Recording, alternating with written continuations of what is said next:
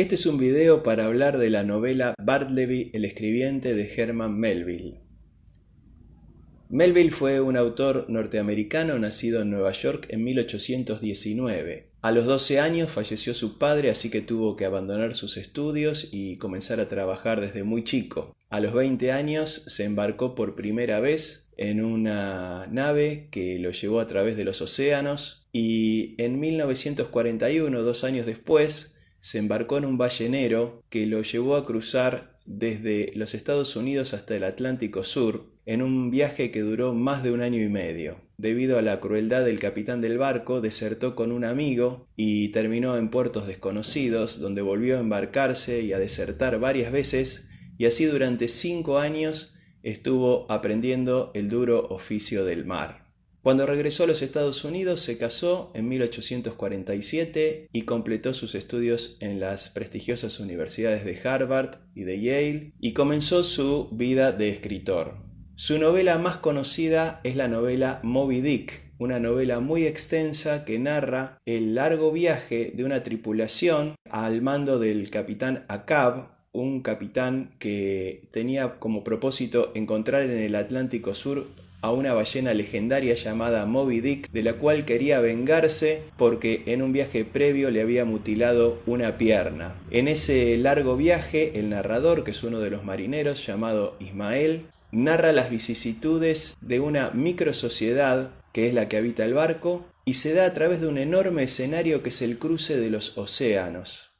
La novela que nos toca a nosotros analizar es muchísimo más corta y, contrariamente a Moby Dick, se da en un microcosmos muy pequeño, la oficina de un escribano en la ciudad de Nueva York que se dedica a copiar documentos gubernamentales. Tiene 3 empleados, 2 copistas y un cadete, y a esa oficina llega un 4º empleado que se llama Bartleby. Al inicio de la novela se dice que el oficio de Bartleby, como el de sus compañeros, es el de copista y amanuense.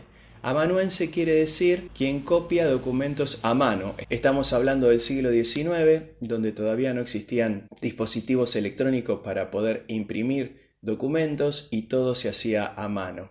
Esto significa amanuense, el que copia documentos a mano.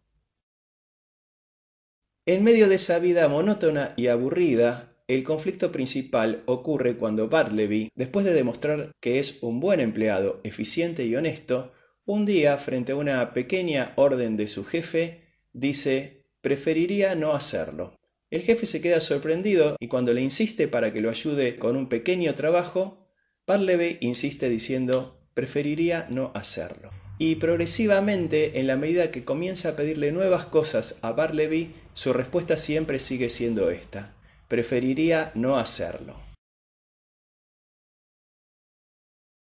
Lo extraño o sobrenatural no está en las acciones, sino en lo que pasa psicológicamente en los personajes. Cuando Bartleby dice preferiría no hacerlo, no lo hace porque sea vago, haragán, porque sea deshonesto o porque tenga alguna rebeldía con causa. Lo hace simplemente sin explicación y desafía las reglas de relaciones que existen dentro del microcosmos de la oficina.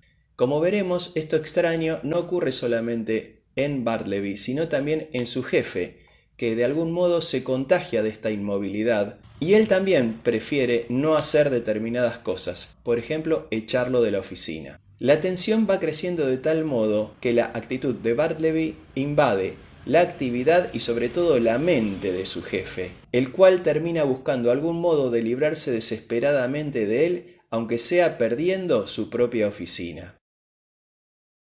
Por eso, en esta novela corta podemos ver algunos de los siguientes temas. Por ejemplo, ¿qué ocurre cuando algo viene a ocupar el espacio que nos pertenece y no reaccionamos? Otro tema es la imposibilidad de plantear respuestas firmes en el momento preciso. Muchas veces las circunstancias en que se nos plantean las dificultades y los problemas nos obligan a seguir ciertas reglas de cortesía, de respeto o de obediencia que nos impiden liberarnos de algo que en verdad está ocupando nuestro espacio y que nos inmoviliza del mismo modo que al jefe de Bartleby.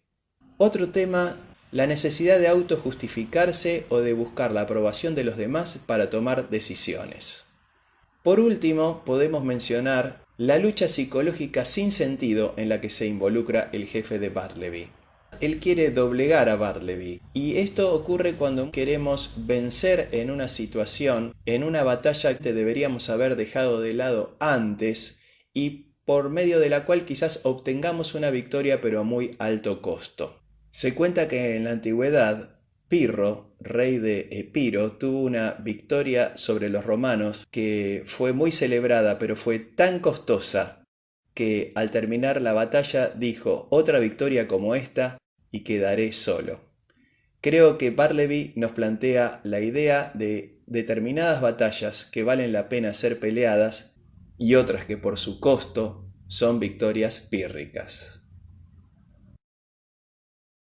Bartleby es así una especie de enfermedad que se instala en ese grupo humano de trabajo, en esa oficina, y que no se puede erradicar por medio de acciones lógicas. Bartleby es un desafío a las reglas de la normalidad.